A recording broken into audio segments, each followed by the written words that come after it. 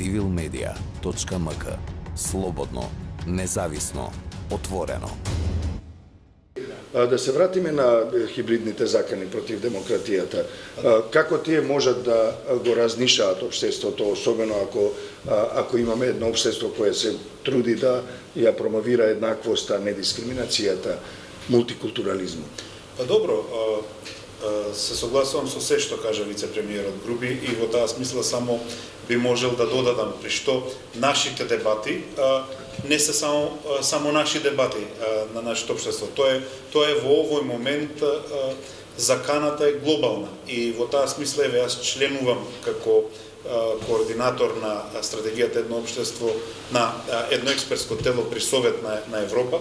Таму го одговаравме истото ова прашање со представници од сите земји членки на Совет на Европа и сите наблюдувачки мисии од светот кои што се исто при оваа организација. Така што, значи, хибридната војна, заканите врз демократијата, тоа е едноставно глобален феномен.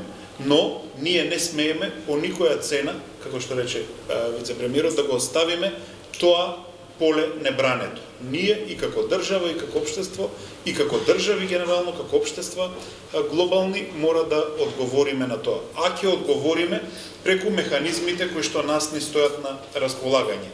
Во таа смисла, значи, еве, дел од стратегијата и формирањето, односно се поздрави формирањето на мрежата против говор на омраза при Советот на етика во рамките на Сдруженијето на медиумите и медиумските работници кај нас.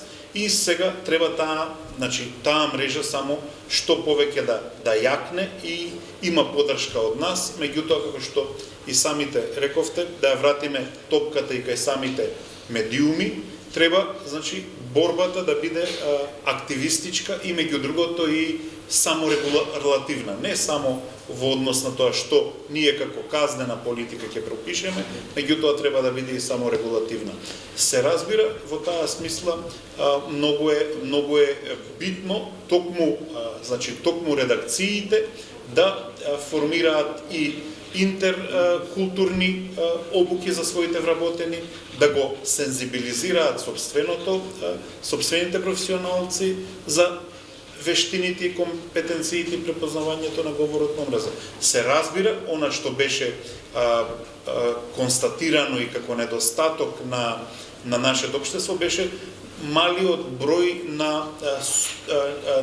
и на судски практики, меѓутоа и на пресуди на кривични дела направени од говор на омраза. Така што говорот на омраза е дел и од нашиот кривичен законник, а го охрабруваме судството да секако и донесе и пресуди кои што ќе го санкционираат овој тип на кривични дела. Така што борбата мора да речеме да постои на повеќе нивоа, но многу е битна и партиципативната улога односно учеството на целото граѓанско општество.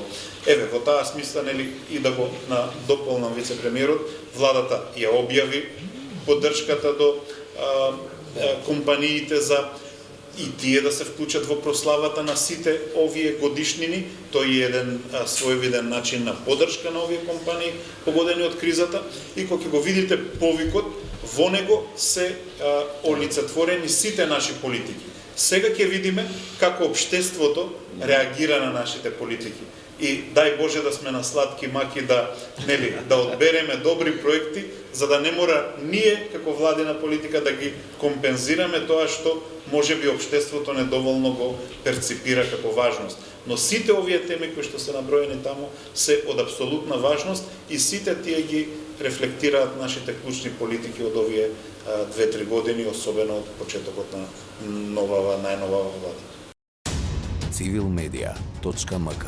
Slobodno, nezavisno, otvoreno.